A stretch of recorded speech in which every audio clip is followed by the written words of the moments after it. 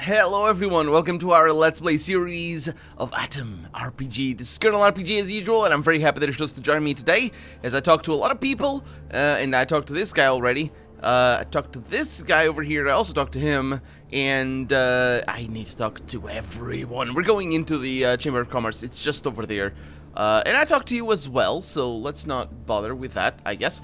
Let's go into the Chamber of Commerce of Krasnoznameni. Also, that's the abbreviation. I've been reading, well, trying to read, Google translated for the most part, a lot of, oh wait, I haven't talked to her yet, a lot of Russian things, in between Fallout Nevada and the walkthrough for Fallout Nevada, and a few things about A.T.O.M RPG as well. And of course, A.T.O.M RPG. And I get the impression the Russians... Remember how I don't know if I said that in this Let's Play, but I might have said something about having the impression that the Russians like abbreviating words. And I definitely said that in Fallout Nevada. Because, like, they refer to New Reno as Reno, but also not just that. There's, like, the 6th Bullet Hotel, and they just call it... I think it's, like, the 6th Hotel, or the 6th... Or is it the Silver Legacy Hotel? They just call it the Silver or something. Anyway, this KPR thing, or not KPR, but I guess KPZ or whatever the little letter is. I don't know what it is, but I've seen that a lot. Those initialisms. And I'm curious to know what that is all about. I mean, I suppose it might be just one of those things as well, related to the abbreviation of things, but it's not quite the same as just cutting words in half or using the first part of a word or an expression. It's more in the sense of just creating initials for everything. And it's not necessarily just the initials part of the words, it's just abbreviations, literal abbreviations, because of course Krasnoznameni would be just a K, right? But no, it's three little letters, and anyway, I've seen that recently, and it's kind of interesting, and I saw those banners. An elderly woman around 60, and of course, is taking a walk on the street. The woman's left arm, you easily notice, on the woman's left arm, rather, a long, milky-colored scar. It's about 20 centimeters long, and looks like she's had it for several decades. The woman seems to be surprised by the fact that you are approaching her so suddenly. She stares you up and down and clears her throat. What do you need from old Rita? I have already sold all my harvest to the people from the suburbs. I've heard of her. Yeah.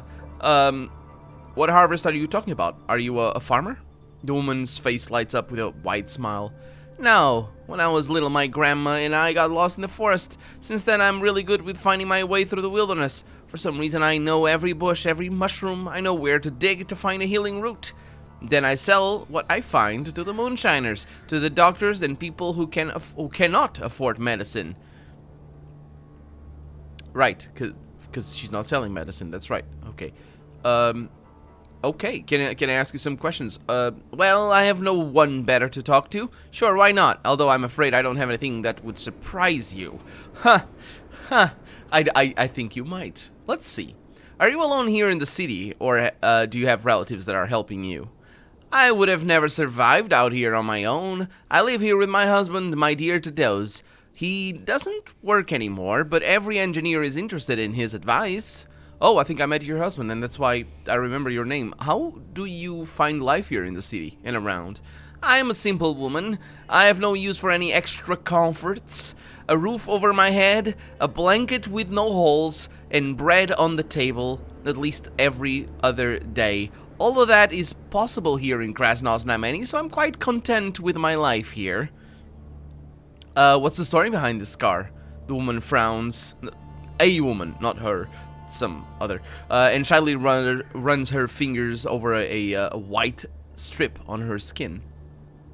The story of this scar is unpleasant. I'd rather not repeat it. Don't be shy, my good woman. Get it off your chest. You'll feel better. Even though I'm sure she got it off her chest already, because she says repeat it, which means that she told it to someone. It's not. I'd rather not say, but it's. I'm very good at speechcraft, so I'm gonna go with that. The woman, this time her, grins, amused by your charming persuasion. Ha! The darkness seems to attract people, she says, seemingly out of nowhere, and I don't know what that means. Fine, you're right. You can't stop with the begging, I'll tell you. I was born and grew up in a village next to a huge dense wild forest crawling with all kinds of beasts. My grandma was a herb healer, just like I'm now. She knew all the tracks in the forest. However, once in the late August, when I was just 10 years old, her and me got lost in the forest. Okay. On our first day there, we were screaming for all day long. Or screaming for help all day long. It's kind of interesting on your first day. When you get lost in the forest, when you say I got lost in the forest, it's like for the first hour, I just wandered about, and then I saw a village in the distance or something. I don't know. Nope. This is Russia. So when you get lost, you're gonna be lost for days. So on your first day, you just screamed all day long because, you know, that's a thing. We thought that some hunters or mushroom pickers will hear us, would hear us. And all that time, we were moving deeper and deeper into the woods. God. You should have stayed still and screamed while staying still. By the evening of the second day, we weren't able to cry for help anymore. Our voices were gone. We didn't have anything to eat apart from uncooked mushrooms and berries. We were so thirsty it was unbearable. And then at some point, my grandma kneeling down in front of me hugged me and whispered, "I am sorry for the thing I am about to do, honey, but it's the only thing that could save us. Otherwise, we both are going to die." Right after she said those words, she cut my hand with a knife from the wrist up to the elbow. I was just stupefied watching my blood soak into the moss. I didn't even cry. Then the trees began to rustle, and a shadow appeared in the underbrush. A big black goat stepped out of the wilderness. Now, it is important to know that if you cut your wrists longitudinally, which is from the left side of your wrist to the right side of your wrist, or the other way around works too, then you will bleed, but the wounds will heal. And they might be like you can sort of, you know, sew them together and all that. And I'm pretty sure even if you don't, like, just hold things tight, it should be fine. You're gonna lose a lot of blood. But if you make an effort to stop the wound and all that, it should be okay. Maybe not for a little kid though. I don't know how old did she say she was on her first, and grew up in a village once in late August, so very important there. But 10 years old, right there. Okay, so it's good. So yeah, probably don't do that to the little kid at all, or don't do that to anyone for that matter. But this description here would result in her death. And so we're either setting up ourselves for this black goat to be the devil and healing her or something like that magically, and it's important that she cut her hand with a knife from the wrist up to the elbow. It's not the hand though, that's not the hand part, because you don't have an elbow in the end. Excuse me. But yeah, she's about to die. Right now, she's about to die. Let's see what happens. My grandmother quickly wrapped a piece of fabric on my arm, which is irrelevant, because that's not, again, it's not gonna, those wounds don't heal. Sat me on her back and followed the goat running as fast as she could. The trees over our heads rumbled and buzzed. Even though there was no wind at all that day, the black goat was in a hurry. Oh, and by the way, she mentioned not crying, not even crying. I think the pain receptors are not as sensible to this particular wound as they are to the longitudinal, or actually, yeah, longitudinal cut, the opposite way of doing this. So that might be the reference there. A 10-year-old kid would just scream, just irrelevant. It's irrelevant because pain is psychological, and you can make it just if you believe you're in pain and you feel sensation at all, you're gonna be in pain, especially for little kids. Although she might have just been one of those kids, you know, I don't care about no cuts that will kill me. Anyway, the trees buzzing and all that. Okay. It walked us to the highway and disappeared as if it was never there. My grandma quickly stopped the car. They gave us a lift to the emergency room, where the doctors wouldn't be able to do anything because that's the point of those wounds. And yeah, well, not the point of those wounds, but that's what happens with those ones. You can't heal them. There, the doctor stopped the bleeding and stitched my hand shut. My grandma told the doctors that I cut my arm on a tree with a knife. Yes, but he didn't believe her and reported the injury to the police officer. As you should. An officer was waiting for my grandma and me near our house when we finally returned home. I was so sleepy, I don't even remember what they talked about. It must have been something unrelated, I'm sure. And that's all the story right there. Yeah, that's pretty surprising. The doctor turned out to be the devil all along. Ha ha ha. Did your mother get arrested? I don't remember. So I suppose she didn't. By that time, I was already too weak and too tired. I suppose she didn't, because if her mother or her grandmother suddenly disappeared from her life for a couple of years at least, at the very least, she'd probably be arrested for the rest of her life. But yeah, a couple of years. Let's give it a couple of years for attempted murder of a kid. Yeah, she probably would remember. Unless I was already too weak and too tired here. She was too weak and too tired for 2 years after that, so I don't know. At first, he was really angry. Oh, right, the police officer, right. He yelled to my grandmother. Then she told him about the black goat, and the man turned all white, cringed, crossed himself 3 times. I believe crossed himself here. I don't know if that's how it's said in in English. Certainly how it's said in Portuguese. It means to do the I actually don't know the expression in English. It might be the term. But you know, just to do, the Christians have this sign that they do in their head or their face to draw a cross, and that's what that is. And the 3 times has significance because numbers have significance in traditional things.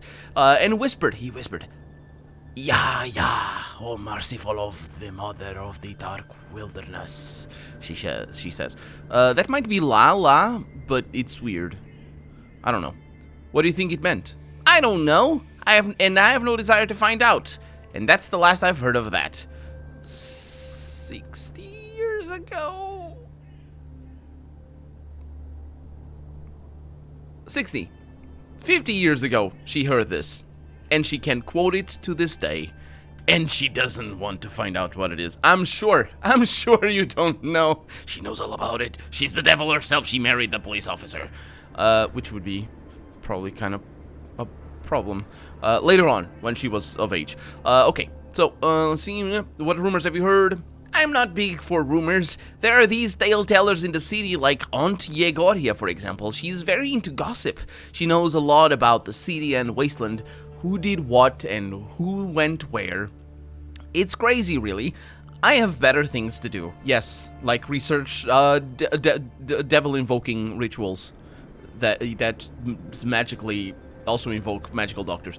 Well, even though we don't want to gossip, I will go. Thank you. See, that was pretty surprising. I felt that was good. That was good. I'm not gonna say the best story in this city, because there were some really interesting, memorable characters anyway. It's Bruce Willis. Oh yeah, right. Now I can see. I talked to him already though, so I didn't see his. I didn't see the resemblance here before, and apparently now he looks like Bruce Willis to me. He does, doesn't he? Anyway, we got people in here. We got cameras. They have cameras. Hello. A pink-cheeked balding man in his 40s greets you with a smile and a nod. Considering the circumstances, such friendliness comes as a surprise. What circumstances are these?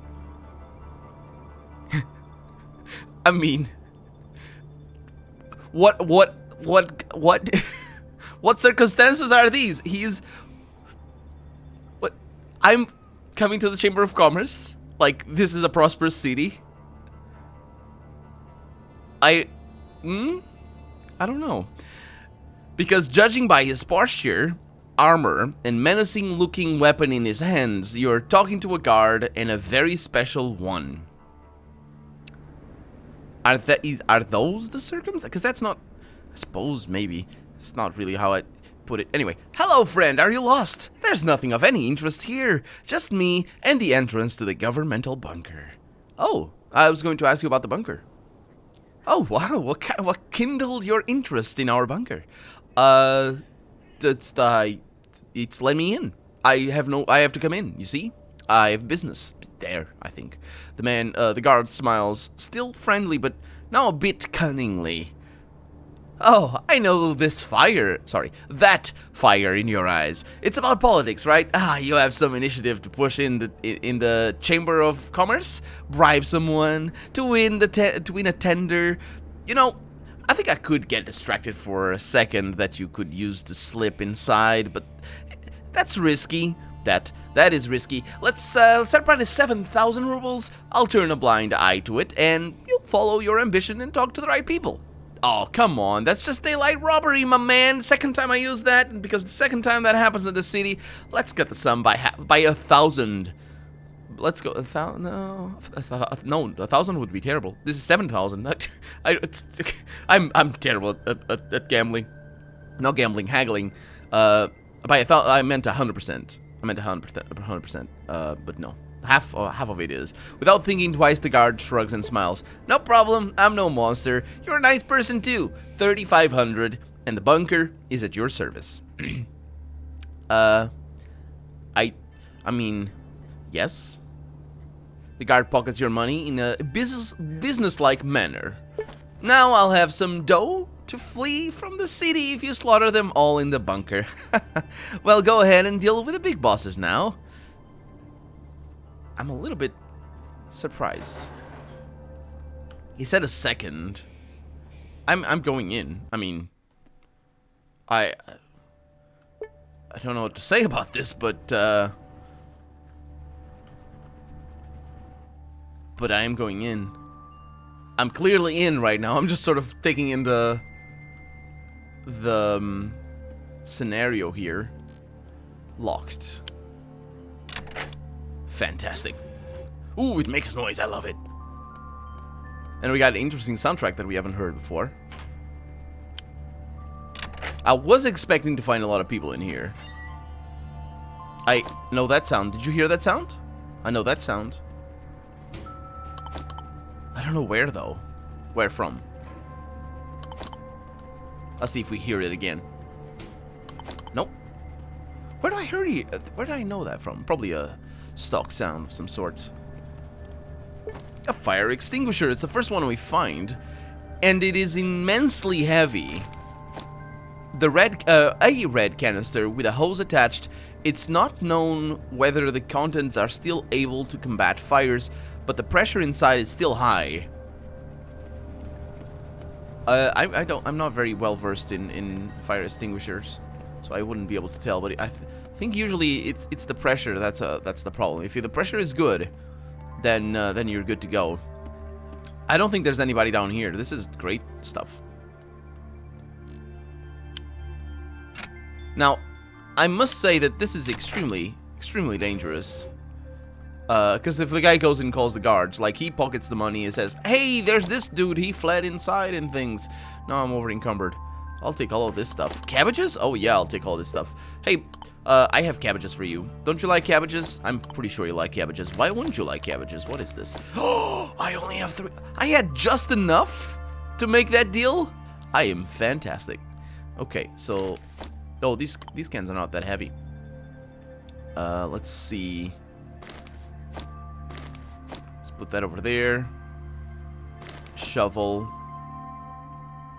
The meat. The fire extinguisher. Absolutely. You take it all. No! Really? 3? Oh my god. What is...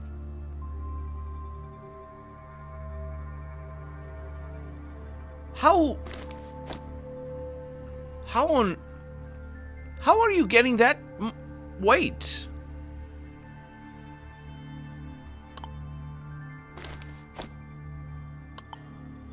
That's not right. It's the cabbages. Oh my god. These are the heaviest cabbages in the universe. They are so heavy.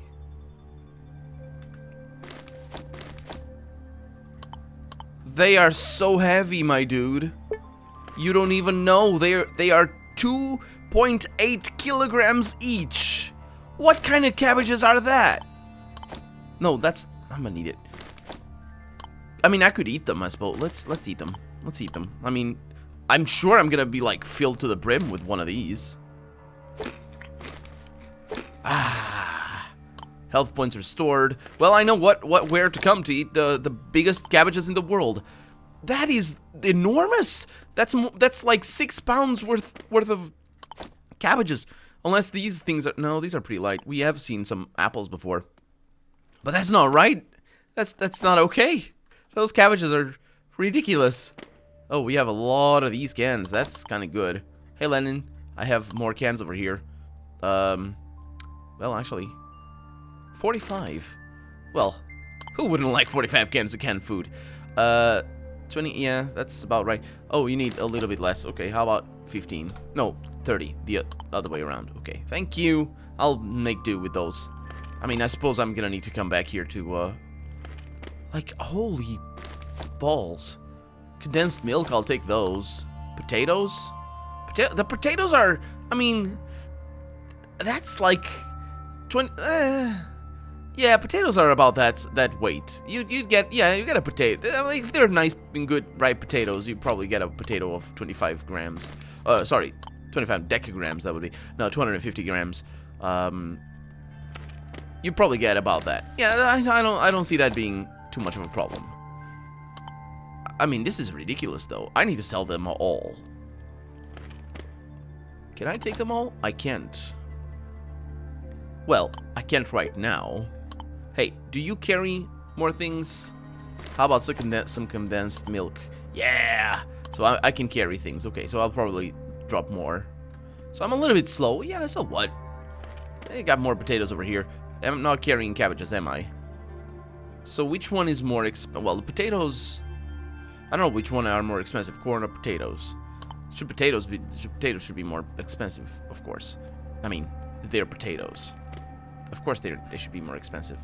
But I don't trust that, so I'll do something along these lines over here. Because I'll be slow. And now I'm over encumbered. Okay.